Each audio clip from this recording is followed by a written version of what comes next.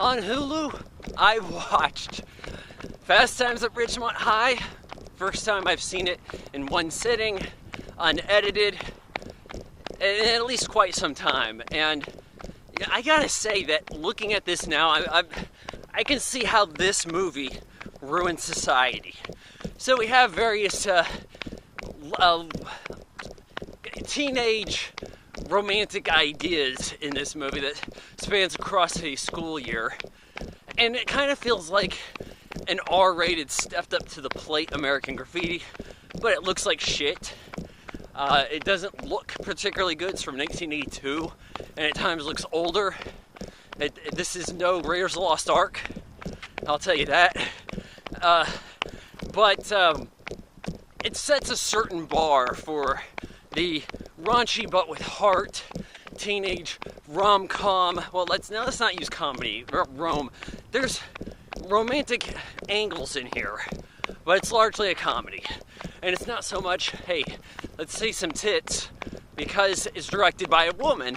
And this is based on, oh, God's sake, just forgot the guy's name. The guy who did Say Anything. Cameron Crowe. A book written by him when he went undercover as a high school, which would get me arrested. So, he's learning about how kids are growing up those days, and everybody's getting into sex. There's drugs. We've got the Sean Penn character, Spicoli, iconic role. You know, I feel like he gets some cred here because this is after Taps. So you see him in Taps and you think, hey, this guy's got some chops for drama, and now he can do this. Wow, this guy's got range. He's going places. If he was this first, he would have been stereotyped. He would have been doing this role forever. He wouldn't have gotten any acclaim from it. They wouldn't look back on it and say, this is iconic. That's really the only difference there. But I thought he was enjoyable enough. The stoner has a problem with his history teacher, and that's basically his big thing. We have Jennifer Jason Leigh as soon-to-be slut. I think she hooks up with two guys in the movie, gets pregnant by one of them, tries to hook up with another one, but then they're just friends, like they never get on. But this girl is the one, this story is the one that messed up society right here. Because it is a movie about slut forgiveness. That's what it is. Slut redemption tale. You have this girl, oh, I just want to be a slut. Oh, okay. You get pregnant, but don't worry, there's an out because abortions are legal. Her brother drives her home from the facility. Guy who knocked her up, ditched her and all this, don't want anything to do with it. Oh, but the guy she wanted to knock her up, she's going to kind of have him on the side. And he still wants her, even though his best buddy got up in that. What is wrong with us? This is why now we have a bunch of nice guys raising the children of assholes. Because movies like this preach that the girl can do whatever she wants and still be desired. That's what this is. And it pisses me off. Then we got Judge Reinhold's character, her brother. He's having a tough time with jobs. Gets fired from here, gets fired from there. He had this pirate hat get up they didn't want to wear on the road while he's driving. Comes across one of the girls from Heart in a Corvette, and she's laughing at him, and he's like, yes, I'm sick of this.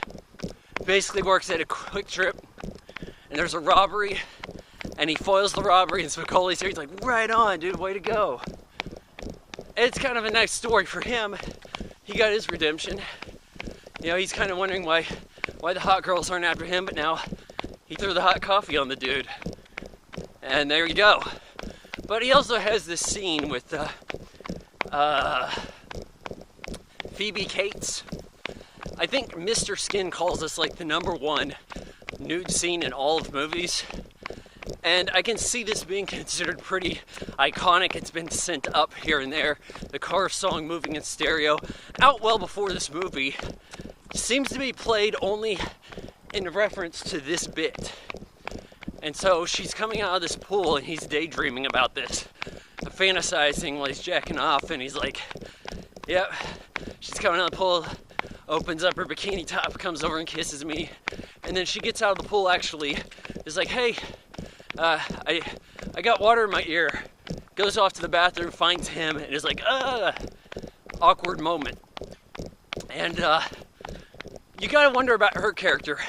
She's an off-camera boyfriend, older guy. Is she making this stuff up to sound like she's hot stuff, that she's unattainable, giving sex advice she doesn't actually know about to Jennifer Jason Leigh's character?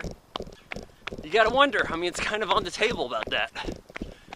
You know, this is a decent movie, but at the same time, I see how this lowered the bar for society. This said, hey, you know what?